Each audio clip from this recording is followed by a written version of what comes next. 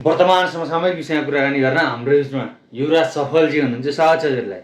नमस्कार। अब तपाईँलाई त उपनामको आवश्यकता छैन नि त, युवराज सफल भन्ने त सबैले चिनिहाल्छन्, थप परिचय चाहिँदैन है? छैन, जरुरत छैन।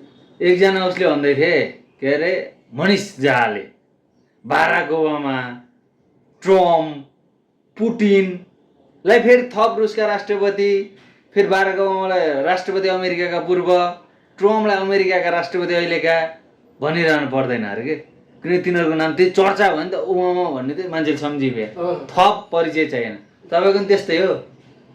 त्यस्तै होला। नेपालभित्र त्यस्तो छ, त्यो लाग्छ कि के हो त्यसै होइन भनिदिइराखन् कि भन्ने जस्तो लाग्छ। कति लाग्छ भन्नु तपाईँले? युवराज सफल भन्दा नेपाली जनताले ठ्याक्कै तपाईँलाई सम्झिन्छन् जस्तो लाग्छ कि के लाग्छ? ठाडो हुन्छ, दिमाग चल्न सुरु गर्छ, त्यस्तो हुन्छ है। बाटोमा हिँडिरहेको पनि युवराज सफल। अब म प्रायः चाहिँ जनताको बिचमा हुन्छु होइन। कहिले त अलिकति सर्ट खालको बाटोहरू सर्नु भने त पैदल हिँडेर हुन्छ, तपाईँले देखिरहनुहुन्छ होइन। अदालतदेखि अर्को अदालत जाँदा अर्कोतिर मन्त्रालय जाँदा कता जाँदा बाटोमा लुखुर एक्लै हिँडिरहेको हुन्छ। युवराज सफल भन्ने मान्छेहरू हुन्छ। मलाई लाग्छ कि दुई चारजना मान्छे भए पनि मलाई चिन्ने छैन। मलाई धेरै घमण्ड गरिराख्नु जरुरत छैन। अहिले सरकार बालेन शाहको दुईटियाको सरकार छ। कसको? प्रधानमन्त्री बालेन शाह। बालेन शाहको घरवटले सरकार हो र नेपाल सरकार हो? बालेन शाहको सरकार भन्छ नि त फेरि। नेपाल त्यसका बाउको बिर्ता हो र कि उहाँको 72 जग्गा सके घर बेचेर सरकार बनायो? त्यो भए ठिकै छ, होइन? नेपाल सरकार हो। नेपाल सरकारको अब प्रधानमन्त्रीहरू बन्ने क्रममा खरानी ग्याङलाई चिट्ठा पर्यो। मैले यसलाई चाहिँ मान्यता दिएको छैन। अदालतमा मुद्दा विचाराधीन छ।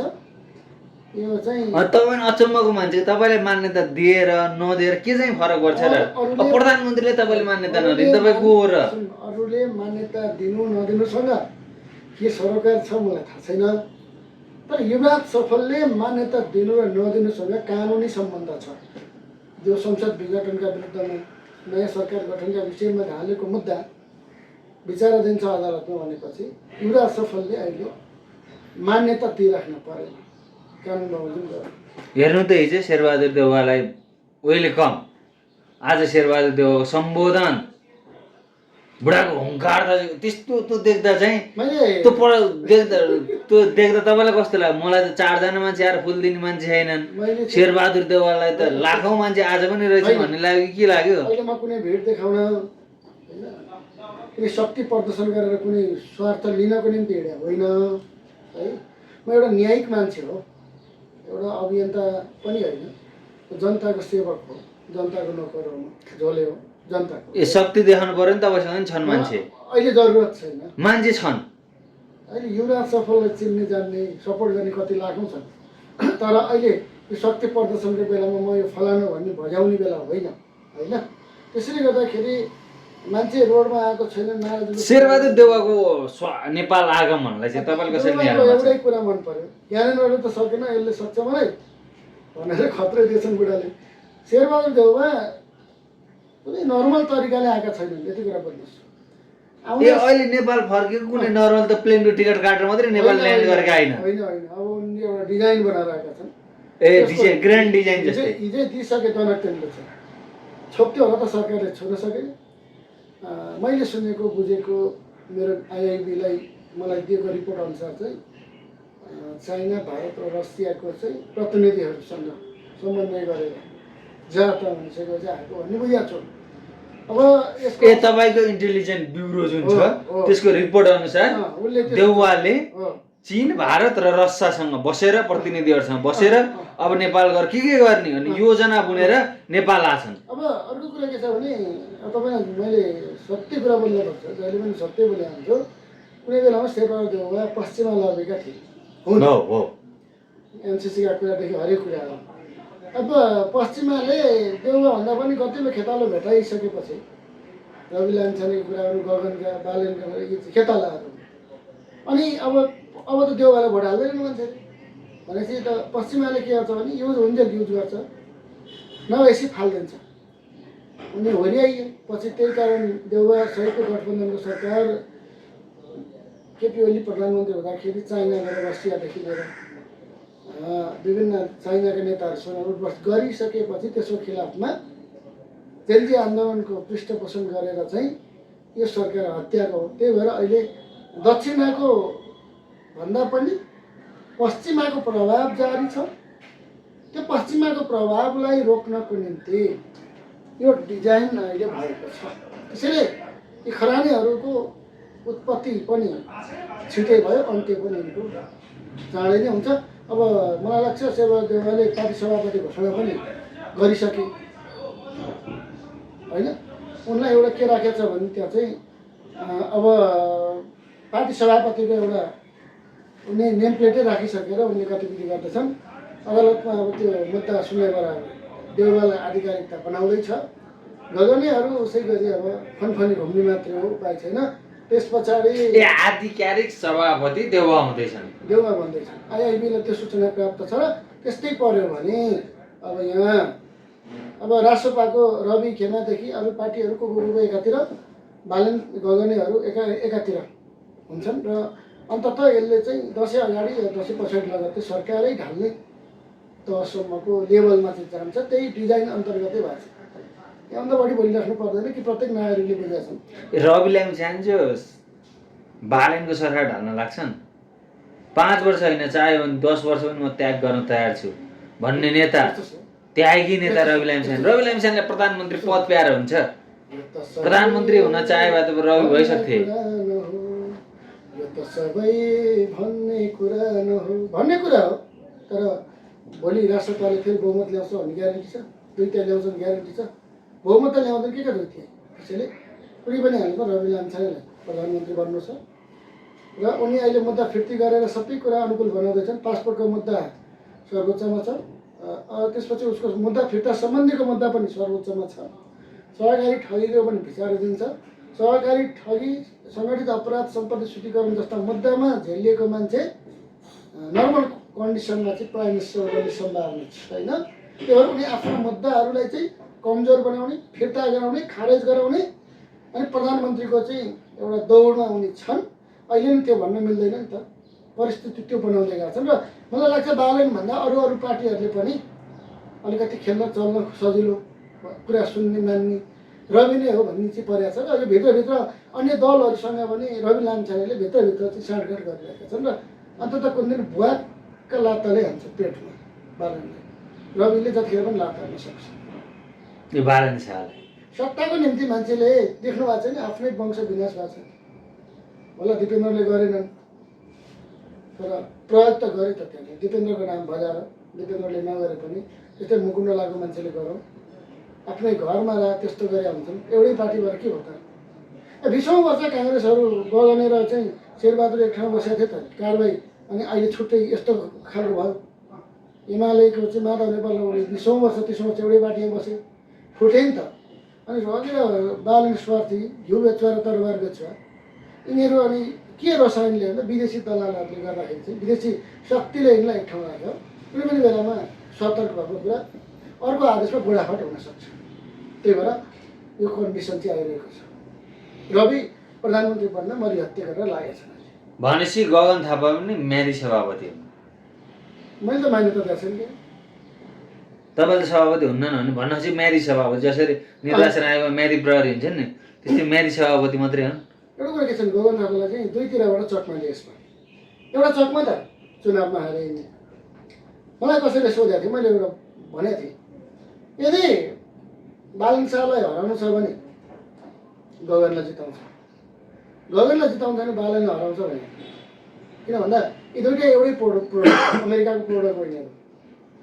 अब गगन भनेको अलिकति अब एकचोटि जनताले स्वाद पनि चाहेको, सत्ताको स्वाद चाहेर जनताले पनि अब हेरिसके मान्छे। प्राइम मिनिस्टर भएर चाहिँ के गर्छ थाहा होइन, तर अरू मन्त्री चलाएको हेरेको त्यो काम चाहिँ कामको हिसाबले ठिकै गरे हुन्, काम गरे पनि। तर अलिक माहौल गलत भइसकेपछि बालनलाई चाहिँ हावाहुरी पनि लागेको अरे, ठिक छ यसैलाई बोक्दा सजिलो रहेछ भनेर बालनले बोक्यो। अन्त त मैले भने जस्तै भयो, बालनले जिते, गगनले हारे। डिजाइन विदेशी शक्तिलाई डिजाइन बनायो क्या। त्यसै गर्दाखेरि गगन थापाको सभापति पनि त्यतिखेर चाहिँ अब चुनाव हारे चक्करमा केही पनि पद नभएर छटपट्टि हुन्थ्यो नि त। ब्रुक ब्रुक ब्रुक पानी बिनाको माछा जस्तो उफ्रिन्छ होला, उसलाई चाहिँ म्यादी सभापतिको टिका लगाइदियो क्या। जबकि मान्छेलाई आफ्नो कुरा राख्ने मौका नै नदिकन निर्वाचन आयोगले जबरजस्ती एकलौटी सनाखतै नगरिकन निर्णय नै नगरिकन गर्न मिल्दैन थियो। त्यतिखेर अदालतले पनि गगन भड्किन्छ भनेर त्यो गरे हो क्या। गगन भड्किन्छ भनेर अदालतले पनि तपाईँ नै वैज्ञानिक हो भन्दै आयो। अहिले अब केही असर पर्दैन त्यही भएर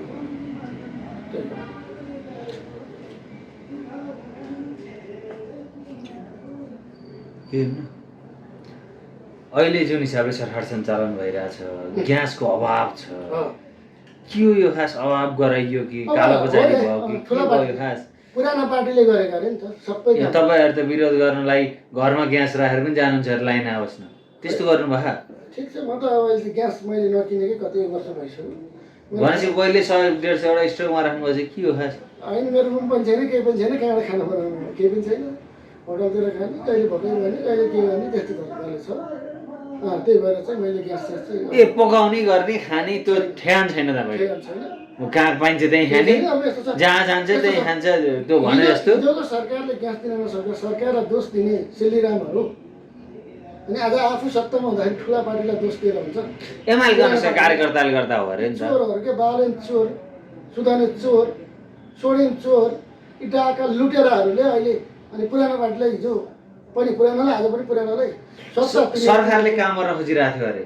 भयो यस्ता खरानी स्थानीय तह र प्रदेश सरकारहरूले असहयोग गरे अरे, पूर्जा पनि बाँड्न लाथ्यो अरे सरकारले, मन्त्री बोलेको सुन्दैन। अनि स्थानीयले प्रदेशले रोक्ने एमालेको अनुसार कार्यकर्ताहरू तपाईँहरू के खाएर बस्नुहुन्छ खास? सरकारले त जनतालाई राष्ट्रपाले जनताको काम गरेर खोज्दा किन रोकिरहनु भयो? त्यसका बाबुले रोकेको छ। सरकारले त नि 1-1 करोड बाँड्न लागेको थियो भने सँगै सरकार जनतालाई पूर्जा बाँड्न लागिसक्यो थियो। असारबाट पूर्जा बाँड्ने भनिसक्यो थियो, साउन महिना लागिसक्यो। तपाईँहरू रोक्नुहुन्छ, विरोध मात्रै गर्नुहुन्छ, 1-1 करोड पैसा मनोबल घटाउनुहुन्छ सरकारको। 1-1 करोड पैसा बाँड्न लागेको थियो भन्न पनि सक्छ नि। फटाहरू त हो।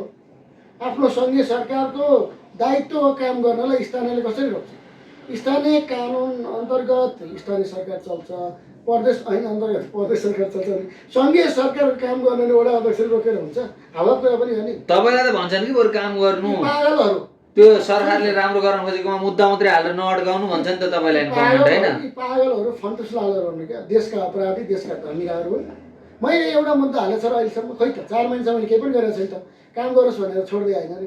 ए तपाईँले काम गरोस् भने एउटा नि मुद्दा हाल्नु भएको यो सरकार बनेपछि, यो सरकार हुने हो। देख्नु भएको नि त। ए काम गरोस् भन्ने चाहना तपाईँको नि छ। त यो खरानीले काम गर्छ, देश लुट्ने काम गर्छ, नेपोबेबीहरू आफ्नो भाइ भतिजाहरू, आफ्नो बुढीहरू, गर्लफ्रेन्डहरू भर्ती केन्द्र गर्ने काम गर्छ। काम गर्दै रहने, शिक्षा र स्वास्थ्यमा लागु कर हटायो तपाईँ। अनि पुरानो पार्टीले लागेको थियो त, तेरा बाउले कहिले लाग्यो, तेरा बाउले हटाउँछ त? पुरानो पार्टीले लगाएको थियो, खरानीले लाग्यो, खरानीले हटायो, के आपत्तिको कुरा गरे? गृहमन्त्री जान्छन् तराईमा गएर मत्थर बनाएर आए, सबै साम सुम देख्नु भने शान्त बनाए देशलाई। को गृहमन्त्री? अशान्त। देशमा गृहमन्त्री छ कुनै? सुधानी गुरुङ। को सुधानी गुरुङ? पछिल्लो पानी वितरण गर्ने हिँड्ने एउटा केटो हो। जीव अनि गृहमन्त्री जनताले जिताएका, सिंहदरबार सर्वोच्च जनताले जिताएका। बलराम सिंह भन्ने एउटा खङ्गाल अपराधीलाई पनि जनताले जिताएको थियो। के भयो? जनताले जिताउँदैमा सांसद मन्त्री हुँदै पनि त्यो ठुलो मान्छे हुन्छ, नैतिकता हुनु पर्दैन, त्योसँग स्वाभिमान हुनु पर्दैन, पारदर्शी हुनु पर्दैन। कुकुर बिरालो एउटा कुकुरलाई कसैले चाहिँ कुकुरको नाम टमी भनेर कसैले राख्यो? ल तपाईँको चुनाव चिन्ह टमी हो भने फ्याक्ट्री एउटा कुकुर छ शान्तिनगर आलोकनगरतिर, त्यसको नाम चाहिँ टमी हो। घन्टे पार्टीले चाहिँ काठमाडौँदेखिको उम्मेदवार टमीलाई बनाइदियो है, मान्छेले टमी कुकुरले जित्यो। अब कुकुर मान्छे भयो त। त्यसले गर्दाखेरि चुनाव जित्दैमा, मन्त्री हुँदैमा, सांसद हुँदै एउटा ठुलो मान्छे, राम्रो मान्छे भन्ने हुँदैन। कतै विवादास्पद मान्छेहरू पनि तपाईँको चाहिँ सांसद मन्त्री बनेका र कतिपय इमान्दार स्वाभिमानी मवस्था मान्छेहरू पनि सांसद मन्त्री छैन। त्यो भन्दै तपाईँलाई त पछि त लाखा होला नि, रवि लामिछानेलाई बेकार मुद्दा हालेपछि बरु मुद्दा नहालेर पछि मिलेर या मुद्दा भइसकेपछि नि गएर बरु एकचोटि माफी नै मागेर खुट्टै ढोगेर टिकट लिएर गयो, आज सांसद भइने रहेछ। त्यस्तो लागेन, झसङ्ग भएन? बरु एकचोटि ढोग्यो भने भित्री कोठामा रविलाई सरी दाइ भन्यो भने सांसद हुनुहुँदो रहेछ नि, होइन? यस्ता घन्टे खरानी अपराधी देशद्रोहीहरूलाई मैले चाहेको भए म उही बेला रविले पार्टी खोल्दै जान्थ्यो होला। पद प्रतिष्ठाको लागि यिनीहरू जस्तो नैतिकहीन भएर लम्पसार पर्नुभन्दा बरु कुकुरले तरवारले आफ्नो गला रेटेर मर्नमा म गर्व गर्छु। म कुनै पद प्रतिष्ठा अहिले मलाई चाहिए पनि छैन र त्यो पद प्रतिष्ठाको लागि म गलत गरेछु हजुर भन्दै भन्दा बरु मर्न मबाट सम्भव हुन्छ। तर घ्यान्टे खरानीहरूसँग चाहिँ लम्पसापहरू कुनै पनि विरोधी छ जो पनि मेरा चाहिँ प्रतिवादीहरू छन् कानुनी रूपमा है फेरि तिनीहरूसँग झुक्ने लम्पसार हुने रोइ कराई गर्ने फाइदा लिने छैन। ए तपाईँहरू मर्न तयार हुनुहुन्छ? मलाई पद प्रतिष्ठा मलाई चाहिएकै छैन त। अहिले पद प्रतिष्ठा भए भने चाहिँ तपाईँसँग बोल्न पाउँदैन थियो मैले। मलाई कसले प्रतिबन्ध लगाइसक्थ्यो मुद्दालाई नबोल त बोलिसक्यो तेरो पद खाइदिन्छ भने त हजुर हजुर भन्नु परेन। मलाई जरुरत छैन नि त। मेरो देश त कसैले खारेज गर्न सक्दैन होला। तर कहिलेकाहीँ चाहिँ मन लाग्छ होला सांसद हुन पाइन म भन्ने। सक्दैन होला नि त। कहिलेकाहीँ चाहिँ बसिँदो हुन्छ होला सांसद हुन पाइन भन्ने। मलाई अहिले मेरो त उमेर पनि भएको छैन। मलाई सांसद बन्न मलाई उमेर तपाईँभन्दा सम्भवतः कान्छा होला प्रधानमन्त्री भइसक्यो देशमा। ठिक छ त्यो त भयो। खरानीहरू जसरी भयो त्यसरी अन्त्य पनि हुन्छ। खरानीबाट अन्त्य भएको सिद्धिने पनि खरानीबाट सकिने हो। यसमा कुनै पनि डाउट छैन। मलाई गुनासो छैन। मलाई कसै कोही प्रधानमन्त्री भयो के मन्त्री मलाई आपत्ति छैन रिस राग पनि छैन। तर एकजना सांसदले एउटा सिस्टमले हो भन्ने हो। एकजना सांसदले प्रहरी प्रमुखलाई 3 करोड कति लाख तपाईँ घरबाट भेटियो जुत्तामा कुन भिटामिन हुन्छ तिमीले खायौ भन्ने किसिमको आशय गएको व्यक्तिदेखि ती प्रमुखले नि भन्छन् फेरि काम गर्न भन्दा त क्रान्ति गर्न सजिलो हुँदो रहेछ भन्ने खाले व्यङ्ग्य दिए। के हो खास यो के भइरह? ठगेन्द्र सुनार नाम नबिगार्नु न सांसद हुन्। ठगेन्द्र भन्ने सुनेको थिएँ। यता ठगेन्द्रहरूले कहाँ कहाँ ठगे के गरे यता अराजक मान्छेहरूको विषयमा टिका टिप्पणी गर्नु छैन। त्यो पनि खरानी ऊ पनि खरानी चाहिँ आइजिपी भएको भनाउने मान्छे पनि त कुन चाहिँ गतिलो मान्छे हो र। उहाँ मेट्रो प्रहरीमा ड्युटीमा इन्चार्ज थियो त्यो बेलामा 24 गते। हात हतियार छोडेर सब भाइ केटा भने होइन। एउटा खरानीले अर्को खरानीलाई नाङ्गे झार पार्छ। मलाई चाहिँ रमाइलो लाग्यो ताली बजाउँदा मलाई। ए तपाईँ खुसी हुनुहुन्छ? म खुसी छु। यी दुइटै खरानीको नाङ्गे झारको बेइज्जत भयो नि त। ताली बजाउने खरानीहरूको यति चाहिँ गर तिम्रो आफै काटा आफै मार आफै हान मैले केही गर्नै पर्दैन। तिमीहरू लडेर आपसी लडेर सिद्धिन्छ भने चाहिँ ताली बजाउँछु समर्थन हो मैले खरानी ज्ञानको अन्त्यको लागि। भनेपछि तपाईँले यसमा कुनै गुनासो छैन? ठिक पनि छैन कि दुइटै खरानी हुन् त। गतिला मान्छे हुन्छ भने दानबहादुर कार्की भनेर रवि लामछानेको मान्छे हो। ठगेन्द्र भन्ने मान्छे चाहिँ बालनको मान्छे हो। तपाईँले बुझ्नुभयो नि हो। त्यसैले गर्दाखेरि एउटा ठगेन्द्रले तपाईँको चाहिँ त्यसो भन्यो अर्को खरानीको पारा त्यस्तो छ। त्यसै यसमा मेरो चाहिँ केही टिका टिप्पणी छैन।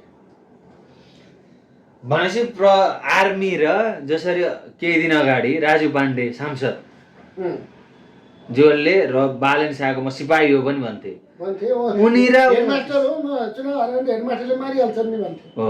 सेना बिचमा पनि त्यो विवाद जस्तो देखियो नि। त्यसमा पनि तपाईँ खुसी हुनुहुन्छ भनेपछि सेनाको सम्मान घटिरहेको तपाईँ मजाक लिनुहुन्छ सुरक्षा निकायको प्रमुखहरूको हुङ्कार लिँदा तपाईँ जिम्मेवार नागरिक होइन एउटा? अब त्यो वीरेन्द्रको वंशनाश हुँदा त्यो सेना कहाँ गएको थियो? अझै राष्ट्रपति कार्यालयमा जेनजी आन्दोलनमा मान्छेलाई ढोका खोलेर भित्र पठाउने त त्यो नै रहेछ नि त। सेनाकै मान्छे रहेछ नि। तपाईँसँग प्रमाण छ?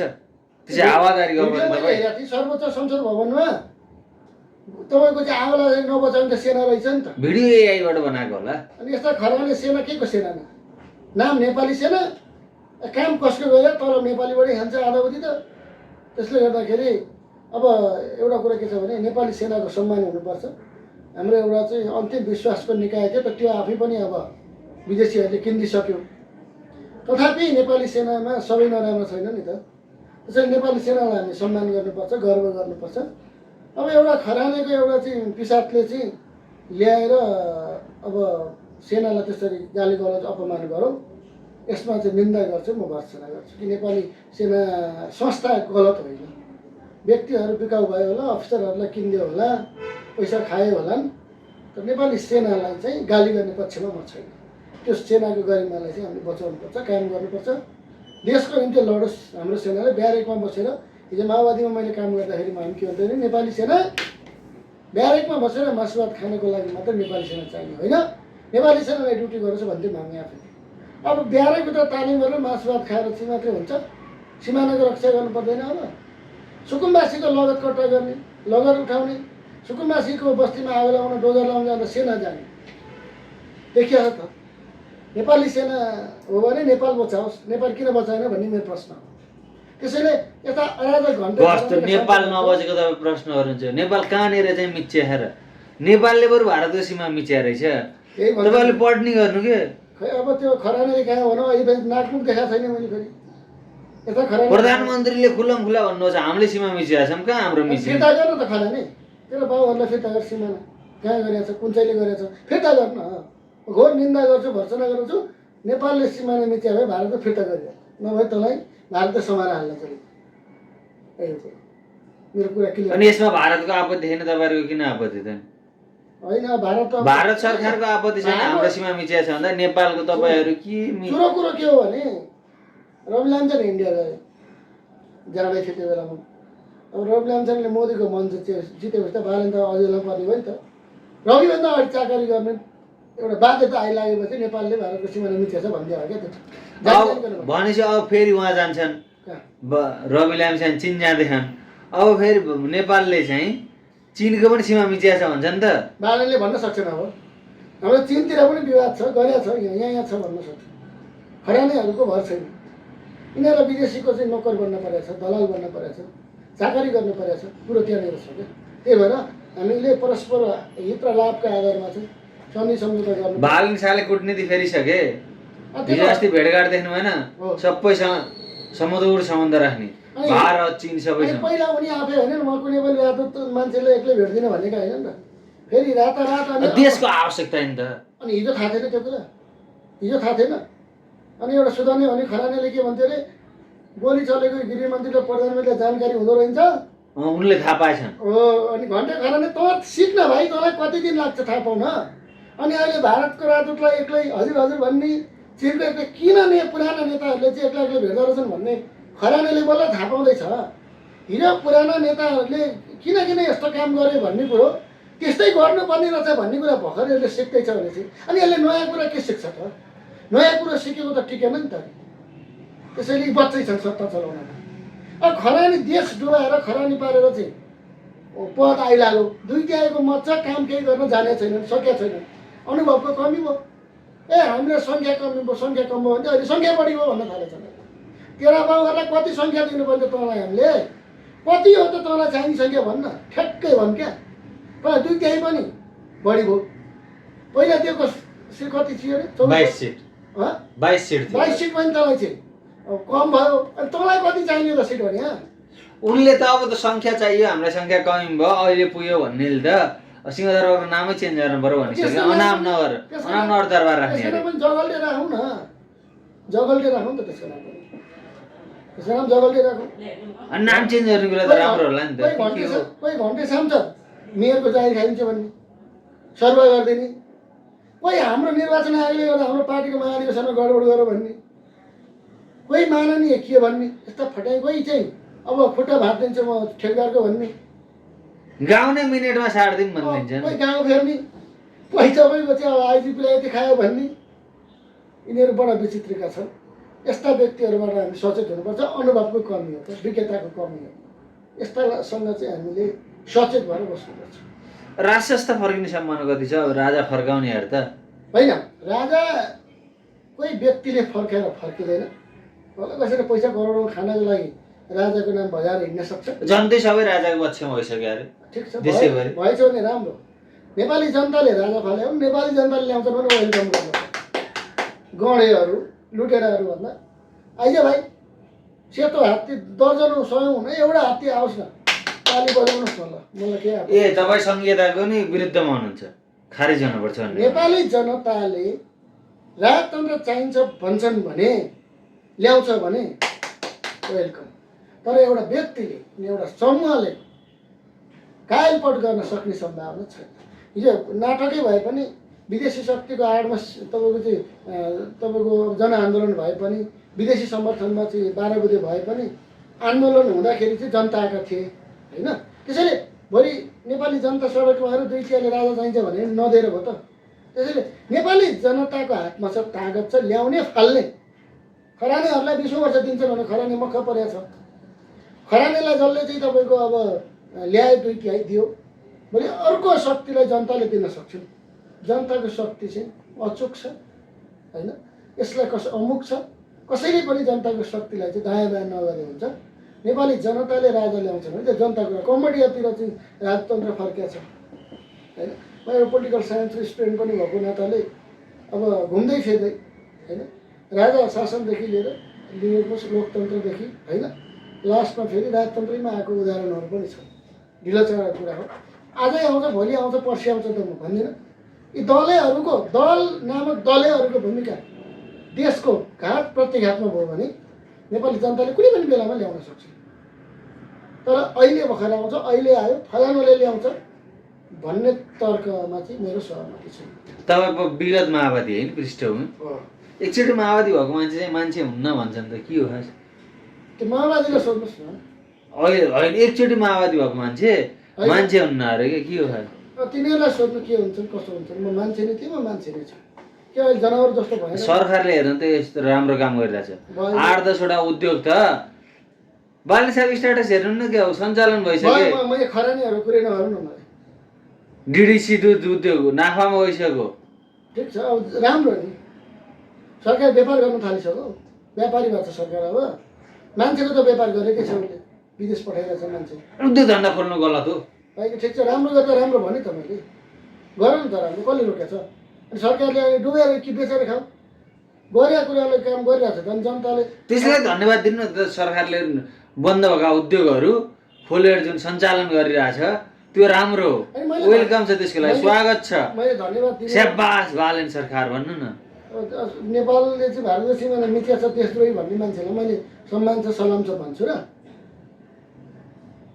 खरानीहरूलाई खरानी हो देश चलाएर आएको हुनाले यिनले चाहे नेपाललाई चाहिँ सुनको टुक्रा हिरा मोतीमा कन्भर्टेड हिरा नेपाललाई हिरा नै बनायो भने पनि यस्ताको गुणगान गाउनु मलाई छ। ए सरकारले जे जति राम्रो काम गरे पनि होइन मलाई गुणगान गाउनु छैन। सरकारै मैले मानेको छैन भने यसलाई गुणगान गाउनु किन पर्यो? 52 लाखले मध्ये गाउँ तपाईँ एकजनाले 3 करोडले दिएको होइन होला, 3 करोडले दियो होला। अनि किन मैले मान्नै पर्छ भन्छ र सरकारको सपोर्टै गर्नुपर्छ भन्ने छ र देशभक्त नेपाली नागरिकको मैले आफ्नो तरिकाले अब पुराना दलहरू फेरि फर्किन्छन् कि के हुन्छ? एमाले काङ्ग्रेस माओवादी त्यो मलाई मतलबको कुरा भएन। तर नेपाली जनताको सोच चाहिँ पक्कै फर्किन्छ। घन्टीमा हाल्नेहरू पछि पाएका छन्। अब यिनले कि नयाँ त्योभन्दा नयाँमा हाल्छन् कि पुरानोमा फर्किन्छ। अब घन्टी बजाउँदैन, ग्यास छैन, केही छैन। अबको चुनावमा घन्टी बजाउनु, घन्टी बजाउन पनि अब त मान्छेलाई बदनाम भइसक्यो। मन्दिर घन्टी बजाउनु पर्छ, घन्टीले अपराधीहरूले लगाएर घन्टी राखेका छन्। घन्टी बजाउन पनि सोच्नुपर्ने भयो। त्यो अवस्था छ, त्यस्तो परिस्थिति भइसक्यो। जटिल छ अवस्था। घन्टी भने चाहिँ भने एउटा घन्टेको कार्यक्रम हामीलाई घन्टे भन्न थालिसक्यो।